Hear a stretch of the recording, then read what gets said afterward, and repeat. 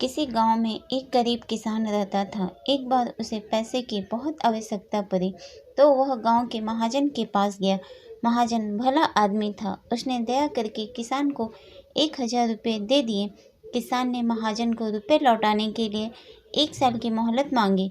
महाजन ने किसान की बात मान ली, किंतु 1 साल बीत जाने के बाद भी किसान महाजन के पैसे नहीं लौटा सका। उसकी फसल अच्छी नहीं हुई। आखिरकार महाजन को मजबूरन उसके घर आना पड़ा, लेकिन वहाँ वह किसान उसे नहीं मिला, किंतु किसान की छोटी लड़की वहाँ बैठी थी। महाजन ने उसी से पूछा, तुम्हारे पिताजी कहाँ हैं? लड़की बोली, पिताजी देवताओं का पानी रोकने गए हैं। महाजन को कुछ समझ नहीं आया। उसने फिर पूछा, तुम्हारा भाई कहाँ है? लड़की बोली, भैया बिना झगड़ा का झगड़ा करने गए हैं। महाजन की समझ में एक भी बात नहीं आ रही थी, इसलिए आगे पूछा, तुम्हारी माँ कहाँ है? लड़की बोली, माँ 1 के 2 करने गई है। महाजन लड़की से उलझुल जुलून जवाबों से खींच गया। उसने थोड़ा गुस्से में आकर पूछा, और तुम यहाँ बैठी क्या कर रही हो? लड़की हंसकर बोली, मैं घर बैठी संसार देख रही हूँ। महाजन समझ गया कि लड़की उसकी किसी भी बात का सीधा जवाब नहीं देगी, इसलिए अब उसने इन बातों का मतलब जानने के लिए प्यार से पूछा। महाजन ने चेहरे पर प्यार से मुस्कान लाकर पूछा, बेटी तुमने जो अभी अभी मेरे सवालों के जवाब दिए हैं उनका मतलब क्या है? मैं तुम्हारी एक भी बात का मतलब नहीं समझ सका। तुम मुझे सीधे सीधे उनका मतलब समझाओ। लड़की ने भी मुस्कुरा कर पूछा, अगर मैं सभी बातों का मतलब समझा दूं तो आप मुझे क्या देंगे? महाजन के मन में सारी बातों को जानने की तीव्र उत्कंठा जाग उठी थी। वह बोला, जो मांगोगी वह दूंगा। तब लड़की बोली, आप मेरे पिताजी का सारा कर्ज माफ़ कर देंगे?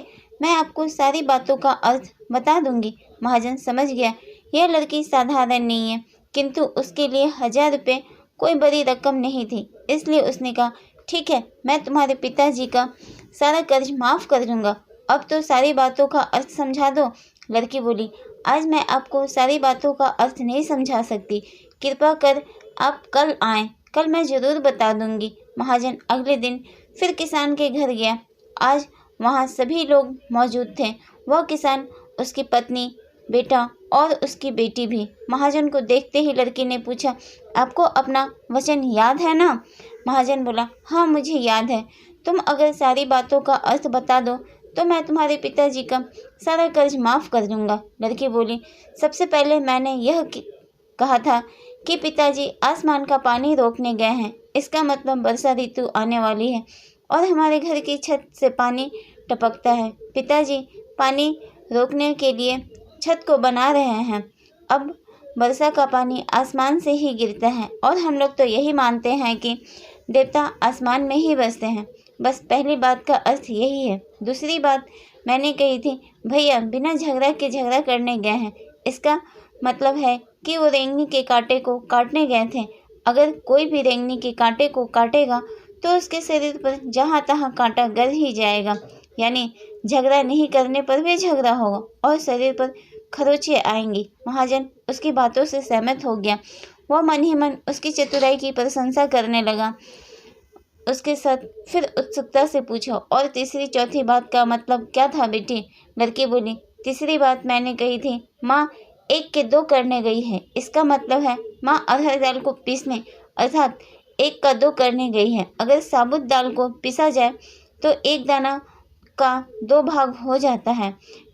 यही था 1 का 2 करना। रही चौथी बात, उस समय मैं भात बना रही थी और उसमें एक चावल देखकर ही जान जाती कि पूरा चावल पका है या नहीं, अर्थात चावल के संसार को मैं घर बैठी देख रही थी। यह कहकर लड़की चुप हो गई। महाजन सारी बातों का अर्थ जान चुका था। उसे लड़की की बुद्धिमानी भरी बातों ने आश्चर्य में डाल दिया था। फिर उसने कहा, बेटी तुम तो बहुत चतुर हो, पर एक बात समझ में नहीं आई कि यह सारी बातें तो तुम मुझे कल भी बता सकती थी, फिर तुमने मुझे आज क्यों बुलाया? लड़की हंसकर बोली, मैं तो बता ही चुकी हूँ कि कल जब आप आए थे तो मैं भात बना रही थी। अगर मैं आपको अपनी बातों का मतलब समझाने लगती तो भात गीला हो जाता या जल जाता, तो माँ मुझे ज़रूर डांटती। फिर मैं कल कोई भी घर में नहीं था। अगर मैं इनको बताती कि आपने कर्जा माफ़ कर दिया तो ये मेरी बात का विश्वास नहीं करते। आज स्वयं आपके मुंह से सुनकर आपने कर्ज माफ़ कर दिया है, इन्हें इसका विश्वास हो जाएगा। महाजन लड़की की बातें सुनकर बहुत ही प्रसन्न हुआ। उसने अपने गले से मोतियों की माला निकालकर उसे देते हुए कहा, बेटी यह लो अपनी चतुराई का पुरस्कार। तुम्हारे पिताजी का कर्ज मैं माफ़ ही कर चुका हूँ। अब तुम्हें या तुम्हारे घर वाले को कुछ नहीं चुकाना पड़ेगा। अब तुम लोग निश्चिंत होकर रहो।